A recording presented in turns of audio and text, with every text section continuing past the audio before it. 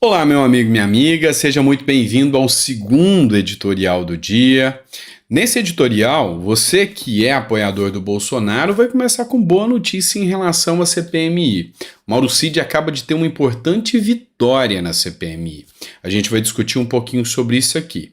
Se você acha que a CPMI se tornou um instrumento do governo, o que é errado, porque deveria ser um instrumento da oposição, saiba que pelo menos uma notícia boa a gente tem para trazer para você.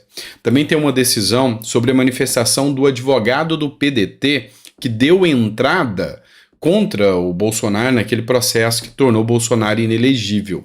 Ele deu uma manifestação favorável ao Bolsonaro. A gente vai conversar um pouquinho sobre isso aqui com vocês. Também vamos falar sobre a repercussão de algumas das falas do Lula. A gente continua com a nossa campanha, digamos assim. Fala Lula, deixa o homem falar. Queremos é que Lula fale cada vez mais. Bora entender um pouco o que está acontecendo? Então vamos lá. Só não esqueça de se inscrever, curtir e compartilhar. Que Deus te dê uma mesa farta, repleta de bênçãos. O vídeo número 2 é o vídeo do meio-dia, hora do almoço, então eu tenho que pedir a Deus para te dar uma mesa farta, repleta de bênçãos para você e para sua família, que nunca falte o pão de cada dia para você e para todos aqueles que você ama. Enfim, bora começar com as matérias. Obrigado por me receber na sua casa mais uma vez e vamos para cima. Vem comigo. Enfim, vou começar dizendo a vocês que a nossa primeira matéria aqui da Nova República, se você ainda não conhece o jornal, vou deixar aqui fixado na descrição e eu vou deixar também no primeiro comentário aqui. Aqui, esse jornal realmente traz notícias atualizadas. E por que eu estou fazendo a divulgação do canal? Porque eu sou parte do canal como escritor do canal, né? Como comentarista do canal. Então, assim, você vai ter muitas matérias escritas por mim daquele jeito que a gente costuma fazer, juntando a filosofia com a política, com a economia, com o direito, enfim. A gente faz uma análise aqui completa. E tem uma equipe bem alinhada aqui para trazer conteúdo de forma independente para você, tá bom? Mas feito aqui a divulgação do canal, vamos começar com a matéria. Olha só essa matéria. Em primeira vitória contra a CPMI, Mauro Cid consegue pedido de arquivamento. Vamos entender o que aconteceu. Vocês devem lembrar que durante a CPMI houve o silêncio do Mauro Cid. Durante a oitiva do Mauro Cid, eu expliquei para vocês que ele ficou calado. Eu discordo da ação, porque eu acho que era o momento dele falar e expor os fatos dele. Mas, entretanto, ele tinha e tem o direito de ficar calado. Isso é precedente do STF. Isso é decisão clara e objetiva, haja vista ter artigo constitucional que garante o direito ao silêncio. E assim, ele podia ter ficado calado. De forma errônea e equivocada, a senadora Elisiane Gama, juntamente com o Arthur Maia, enviaram um processo ao STF dizendo que ele abusou do direito ao silêncio. A gente já comentou sobre isso aqui. Só que a gente precisa entender um pouco mais sobre a questão do Mauro Cid, do silêncio dele. O importante a gente entender aqui é que tem muitos sites veiculando que o processo foi arquivado. Tá? E não é bem assim. E é por isso que tem aqui um advogado para te explicar. Vou citar a frase que foi colocada aqui nesse conteúdo aqui. A gente sempre cita alguma frase. No silêncio, há eloquência. Na falta de silêncio, há perigo. Bruce Lee, tá? Gostei disso aqui. Enfim, o Ministério Público Federal solicitou o arquivamento de uma representação feita pela CPMI dos atos golpistas, né, antidemocráticos, contra o tenente-coronel Mauro Cid por suposto abuso do direito ao silêncio. O militar, ex-ajudante de ordens do presidente Jair Bolsonaro, prestou depoimento à CPI, mas optou por não responder a nenhuma das perguntas feitas pelos parlamentares, invocando o seu direito constitucional ao silêncio. Tá? Então, está bem claro aqui o direito constitucional. De acordo com o procurador da República, o Caio Vaez Dias, não foram encontradas evidências de conduta criminosa por parte do militar. Durante o depoimento, Mauro Cid utilizou este direito mais de 40 vezes, permanecendo calado por mais de 7 horas. O ex-ajudante de ordens foi convocado pela CPMI após a Polícia Federal encontrar mensagens em seu celular com teor golpista, nas quais ele e o coronel do Exército, Lavande Júnior, discutiam sobre uma possível intervenção militar contra a posse do presidente Lula. Enfim, o que eu quero explicar para vocês a partir dessa matéria aqui? Há um pedido de arquivamento do Ministério Público Federal. Ou seja, essa ação, segundo o Ministério Público Federal e segundo informações que eu já tinha esposado para vocês, eu fiz aqui uma análise desse caso, explicando para vocês o direito do Mauro Cid e por que essa ação é absurda. E aí o procurador pediu o arquivamento. Isso quer dizer que a ação está arquivada? Ele conseguiu o arquivamento? Não. Ele conseguiu o pedido. Não foi uma única vez em que, violando aqui a regra do direito, ministros do Supremo Tribunal Federal, em especial o ministro Alexandre de Moraes, desprezou a fala do parquet, ou seja, do Ministério Público, mesmo sendo ele o dono da ação penal, e mesmo assim deu continuidade à ação. Isso já aconteceu algumas vezes. Vamos para a segunda ação aqui, segunda matéria. Matéria também, Nova República, eu sempre cito a fonte da matéria. Costa Neto confirma a expulsão de deputado que fez o L. A gente está citando aqui o Yuri do Paredão. O que aconteceu, tá? Essa matéria é da Lucy Nimmer, tá? O que aconteceu? O cenário político brasileiro está um tanto quanto caótico. E aí, numa liberação de um projeto, né, ou seja, numa inauguração de obra, o Yuri do Paredão, que é do PL, esteve ao lado de alguns ministros do Lula e apoiadores do Lula, tirou foto fazendo o L e colocou no seu perfil. O Valdemar da Costa Neto, que é o líder do PL, falou que ele feriu as regras do interesse, do intuito, do objetivo do partido. E aí, gerou-se uma discussão se o Valdemar da Costa Neto podia pedir a expulsão dele ou não. E, enfim, o Costa Neto confirmou a expulsão dele e ele realmente vai ser expulso do partido. O que eu expliquei para vocês sobre isso? O primeiro ponto é que o partido pode sim pedir a expulsão. Porque quando você é eleito pela legenda. Então é o partido que tem um mandato. Ou seja, no caso dele ser expulso do partido, ele perde o mandato? Não necessariamente. Ele vai ficar sem partido e ele vai ter que vincular-se a outro partido, caso ele queira até reeleger, tentar de novo. Só que os benefícios do partido, do cargo, ficam para o partido, como fundo eleitoral, como emendas, muitas podem vir para o partido, e acaba que o deputado perde força quando ele é expulso do partido. Além do que, o partido é quem tem a cadeira nas comissões do Congresso. Então, o partido pode expulsá-lo das comissões e assim ele fica um deputado sem representação nenhuma, fica lá só ganhando o dinheiro, mas sem representação nenhuma. Ou seja, ele não consegue articular com seus companheiros, não consegue aprovar nada, não consegue participar de comissão, nem nada nesse sentido. Mas criou-se uma animosidade muito grande, ou seja, deu conflito por causa dessa postura do Yuri do Paredão. E aí, olha só quem se manifestou sobre esse caso aqui. Matéria O Povo, eu sempre cito a fonte.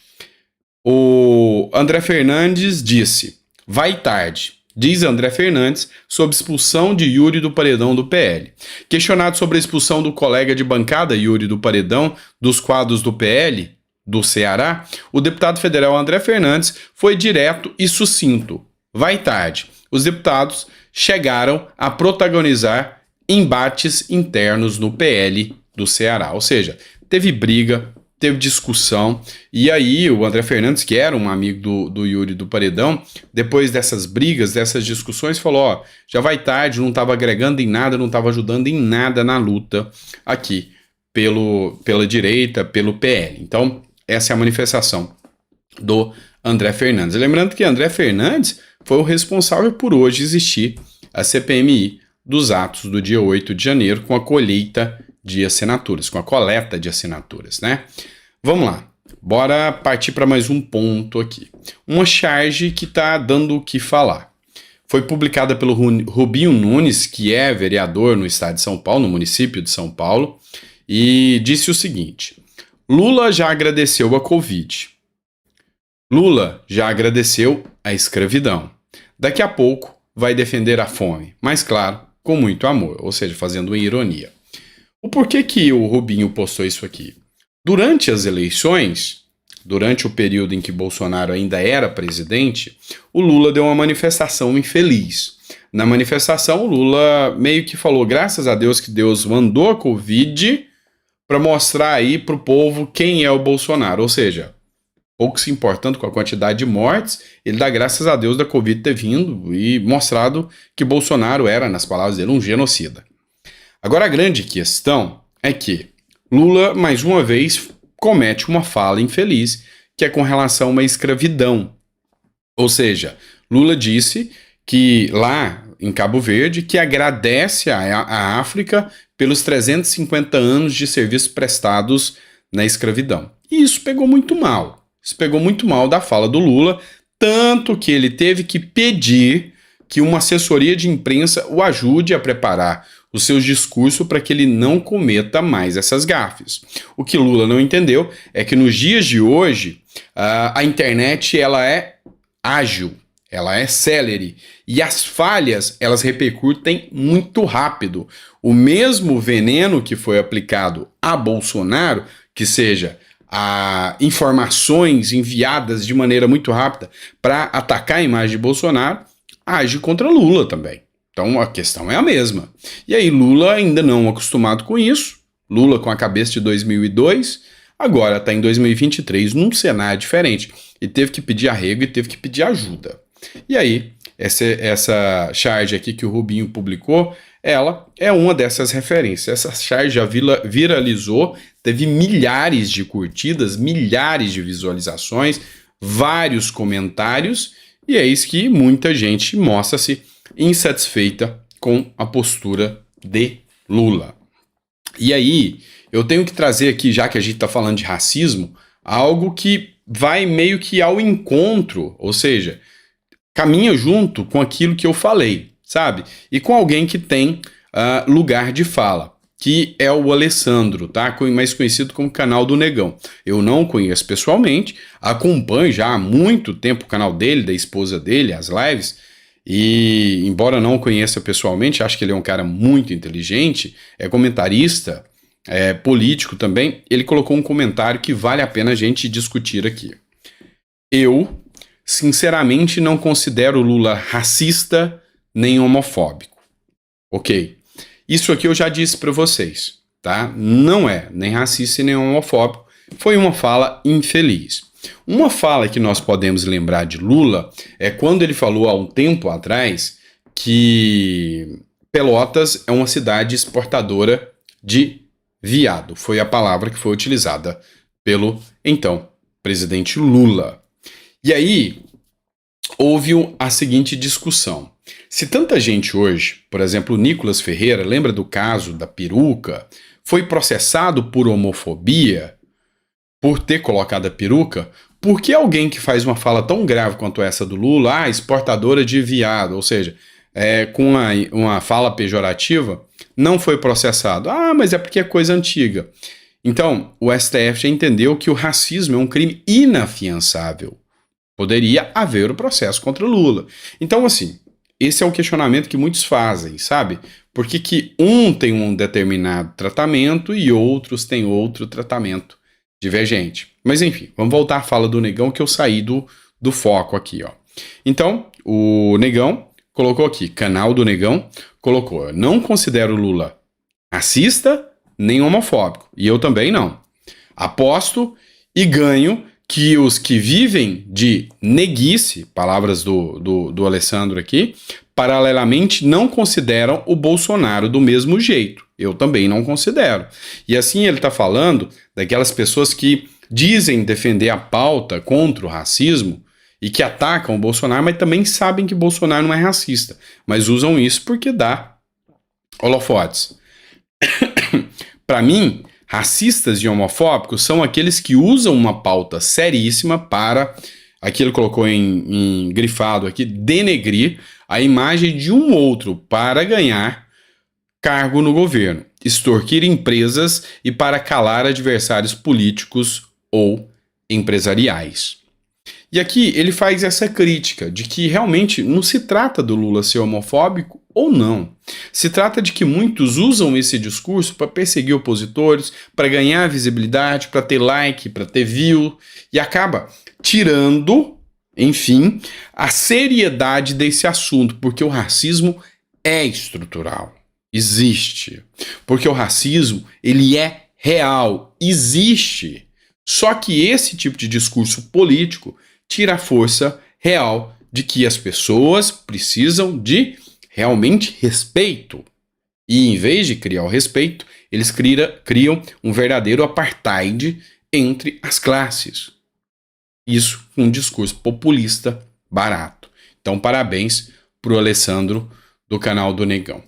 E aí, mais um ponto de crítica. O Fred Rodrigues, deputado de Goiás, ele fez a seguinte postagem. A cada minuto que passa, o silêncio do ministro dos Direitos Humanos fica mais vergonhoso. Afinal, ele milita contra o racismo ou milita só a favor da esquerda? E aqui muita gente vem criticando algumas posturas do ministro dos Direitos Humanos, ele que é um intelectual, tem livros escritos, mas ele segue uma agenda de esquerda. E dentro dessa atuação dele como ministro dos Direitos Humanos, ele se preocupa com a agenda da esquerda e não com a agenda dos direitos humanos. Essa é a crítica. Por quê? Porque o caso do menino autista, que ficou 6 meses preso e foi liberado agora, que é uma nítida violação de direitos humanos, ele se silenciou. O caso da jornalista que foi agredida pela equipe do Nicolás Maduro aqui no Brasil, se silenciou. O caso daquele pedófilo que pegou uma criança, ele se silenciou. O caso do Lula agora, mais uma vez ele se silenciou. A vinda do ditador que viola os direitos humanos aqui no Brasil, recebido com honras de Estado, ele se silenciou. E aí a crítica do Fred Rodrigues é a seguinte, olha só, quando um deputado, e aqui ele se refere ao Gustavo Gaia, diz que a culpa do baixo QI na África é dos ditadores africanos, racismo, ou seja, esse é denunciado por racismo, esse é perseguido por racismo. O que é o caso? O Gustavo Gaia estava num podcast, aqueles programas de conversa, tá? Até dos meninos de Araguari, muito gente boa, os meninos, super educados. E o Gustavo Gaia falou que a desnutrição faz com que as pessoas tenham QI mais baixo e ditadores da África evitam melhorar as condições de vida dessas pessoas, dando mais alimento, para manter eles com QI mais baixo, assim fica mais fácil dominar. E aí, nessa fala dele, foi encontrado o racismo. E a crítica é, quando Lula agradece à África pelo que a escravidão produziu no Brasil, desaparecido, ou seja, não se manifesta. Foi o que o Fred Rodrigues questionou em relação às falas do ministro dos Direitos Humanos, tá? Então, fica essa questão aí. Por fim, mas não menos importante, mais uma matéria, Nova República, repito, www.novarepublica.com.br. Esse site ainda vai dar muito o que falar, muita matéria importante para vocês, mas vamos lá. Advogado que impetrou o pedido de inelegibilidade defende salário de Bolsonaro. A Procuradoria, junto ao Tribunal de Contas da União, pediu que houvesse o cancelamento, o cancelamento do salário do Bolsonaro. Por quê? Porque o Bolsonaro atualmente recebe um salário do PL, através do Valdemar da Costa Neto, de fundo partidário, como presidente de honra do partido. E aí, o Tribunal de Contas da União pediu que o salário do Bolsonaro seja retirado, extirpado. Aí, o advogado que foi o autor da ação do PDT, que pediu a inelegibilidade do Bolsonaro, saiu em defesa do Bolsonaro. E aqui é o ponto interessante, tá? Tá aqui o Bolsonaro. O ex-presidente Jair Bolsonaro está inelegível após uma decisão judicial, tá? O subprocurador-geral Lucas Rocha Furtado, do Ministério Público junto ao Tribunal de Contas da União, solicitou a suspensão do salário do ex-presidente, alegando que a remuneração viola o princípio da moralidade administrativa, uma vez que é proveniente do fundo partidário, abastecido com dinheiro público. No entanto, e aqui eu achei sensato demais o advogado Valber Agra, tá? Que disse o seguinte: no entanto, o advogado Valber Agra, que atuou na ação proposta pelo PDT, que tornou Bolsonaro inelegível, defende a manutenção do salário. Agra argumenta que Bolsonaro ainda possui seus direitos políticos, mesmo tendo sido declarado inelegível, e que qualquer outra sanção contra ele seria um ato de arbitrariedade sem qualquer amparo à lei. Esse aqui é o advogado Agra. Por que o Agra está certo aqui na situação? Não houve cassação dos direitos políticos de Bolsonaro. Houve a declaração da inelegibilidade dele até 2030, mas ele pode inclusive prestar concurso, ele só não pode concorrer a um cargo eleitoral. Ele não teve os direitos políticos cassados, então ele pode perfeitamente estar recebendo aí o salário do PL. Então, com essa manifestação do próprio autor da ação que o tornou inelegível, é uma peça-chave, inclusive, para a defesa de Bolsonaro contra o Tribunal de Contas da União e para Bolsonaro continuar recebendo o salário dele do PL, tá bom? Pessoal, por enquanto é isso. A gente volta às 4 horas com o nosso terceiro editorial. Obrigado por ter ficado até o final, é sempre um prazer estar aqui com vocês. Eu separei só um detalhe aqui para fazer uma leitura com vocês rápida, tá? Ontem eu estava conversando com um amigo meu aí das redes, tá? E aí ele falou: Sandro, eu fiquei encantado pelo nível de educação que os seus seguidores têm no canal. Ou seja, é como se fosse uma grande família mesmo. Isso é incrível a forma que eles se tratam, a forma que eles discutem. São pessoas sensatas demais. Pessoas que, sabe, saíram daquela bolha extremista, seja de direita ou de esquerda, e se dialogam. Apesar de ser mais de direita, mas eles entendem, por exemplo, coisas impensáveis, como, por exemplo, a fala do Eduardo Leite contra o Jean Willis pela questão da homofobia. Você tratou ela de uma forma muito clara e o pessoal entende, coisa que é difícil você ver em muitos canais, que é só gente xingando, só destilando ódio, e essa pessoa que conversou comigo é de esquerda, tá? E eu falei, realmente, é um público que só quer o bem do Brasil.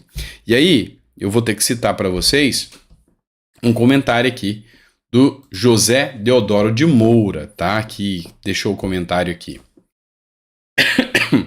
Boa noite, Dr. Sandro. Parabéns pelo extraordinário trabalho de informações claras e atualizadas, com cuidados e respeito às partes envolvidas. Que Deus continue te dotando de sabedoria e competência, assim que seremos sempre muito bem informados. Um forte abraço, Deus sempre no comando. José de Deodoro, muito obrigado mesmo. E é esse o motivo de tanta educação no nosso canal. Esse é o motivo de que eu sempre estou aqui tentando ser uma pessoa apta a aprender cada vez mais, e a educação de vocês me deixa uma pessoa melhor, tá bom? Então, só quero agradecer tanto ao José Deodoro quanto a todos vocês que estão aqui no canal, realmente brigando por um Brasil e não dividindo a nação, como a gente vê por parte até de vários que fazem parte aí do sistema aí, né, que está dentro dos cargos públicos aí, deveriam vir, prometeram na campanha chegar para pacificar a nação e, na verdade, só discursam e só destilam ódio. Esse não é o nosso caminho, tá bom? Grande abraço, fica com Deus. Às 4, tô aqui de volta com você. Grande abraço.